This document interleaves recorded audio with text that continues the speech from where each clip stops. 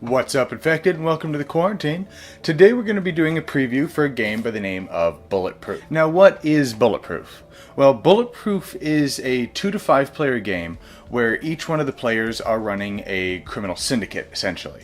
And you're trying to make your criminal empire better, faster than everybody else.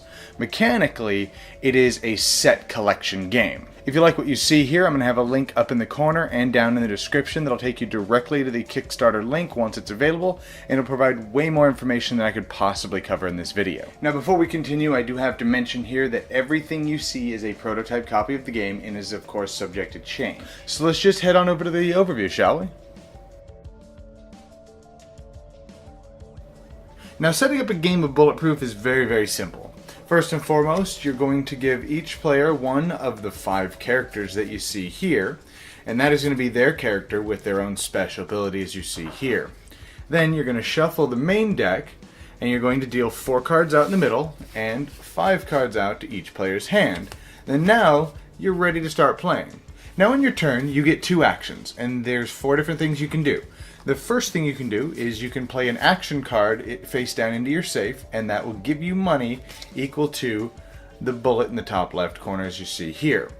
Now you can tell if it's an action because it says the word action right here in the middle of the card. So for example, if I place this face down, it would be worth $1.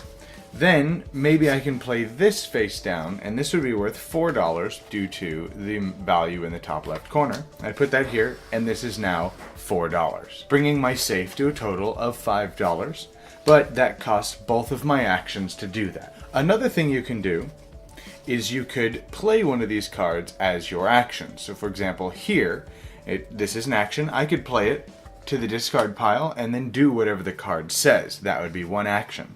So if I wanted to, I could play both of these, performing whatever text is on the card and just doing what it says. Next up, you can claim a territory. Now you're able to see the territories by the text in the middle of the card, as you see here, and they also have symbols in the top right that correspond to what territory that they belong to. So if I place this here, I claim this territory.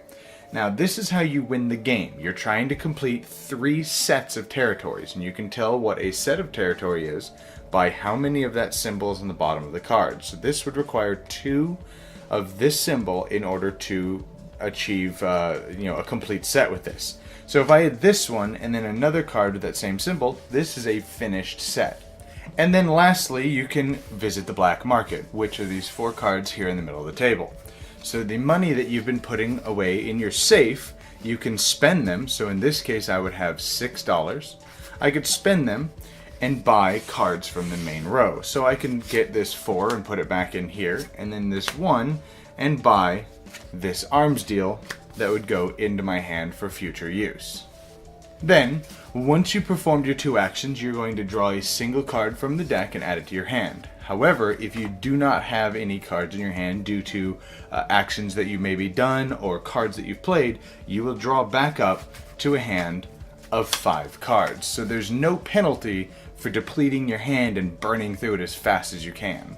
Now let's explain how the territories work. So as you see here, I have 2 of the cards in this set, and you see this one requires 3 to be a finished set. Once you finish 3 sets, you've won the game. But the bottom of these cards are all exactly the same. So the fact that they share this symbol up here, they all would have the same information down here. So when you play a Finish the Job that shares one of the symbols with a set that you have, you can choose to finish the job and perform the ability on here. So in this case, it says I collect protection money from another player. If I have 1, I would collect $3. If I have 2, I would collect 4. And if I have the complete set, I would get 7. So in this case, I would have to collect $4 from a player of my choice. But here's the kicker. If they do not have $4 in their safe to be able to give me, and of course they would reveal it so I know they're not ripping me off, if they don't have $4, they have to give me territory that equal up to that amount. And there's no change given in this game. So if all they have are a 3-cost territory like this, then I just got this $3, and this is a bad example, but let's say I got this $3 landing strip, because they had that in their safe, they still owed me $1, but they also gave me this, so I technically made out with $6 instead of my $4 that I was supposed to get, which could be devastating and could stop somebody from winning. Now, there's two additional types of territories. You have wild territories that have specific territory symbols, so in this case you have these purple crowns and these blue targets, so I could place this on here and then I'd complete that territory.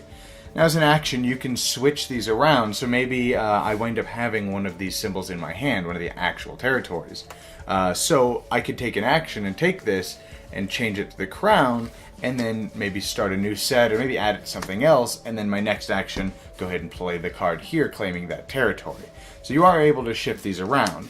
Now, same thing goes for the complete wilds. They count as every territory in the game, and you could pretty much do the same thing, but rather than being limited to 2 like this, you are limited by nothing. You can play this anywhere. Alright, Bulletproof.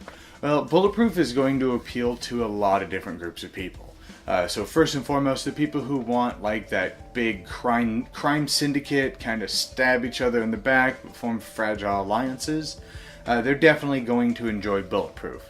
It definitely, that feel kind of goes around where you're collecting these territories, and each territory does different things so that way you can attack your friends and steal their stuff, and you're trying to become the most powerful. So people are definitely that want that style of game are definitely going to enjoy this. And then people who enjoy set collecting games are also really going to enjoy this, because that's the bottom line of the game. You're trying to collect these sets and finish these so many of these sets. And the more you finish, the more powerful you become, and the more you're able to chain some of these really devastating combos, which is a really cool concept. And the game also has kind of a 90s style artwork to it. So like the call in a favor is one of those old school, like the first cell phones that had a briefcase to it. And so it's all kind of got that retro Scarface kind of feel to it. So while you're playing, there's going to be a lot of Scarface comments, a lot of Godfather comments, stuff like that, and it works really, really well. The theme definitely shines through in the game, and overall, it plays very quick. It's very fast. It boils down to you can do two things. You get 2 actions, and there are 4 things you can do. That's it. Other than that, the rest of the cards are fairly self-explanatory. Very, very seldomly did I have to look at the rulebook to get clarification on things. Most of the stuff in the game is very self-explanatory and very simple to understand. So I hope you guys enjoyed this preview. I will provide a link up here and down in the descriptions as well. That'll take you straight to the Kickstarter video. You should consider backing the project. I hope you enjoyed this video, and I'll see you guys next time in the Quarantine.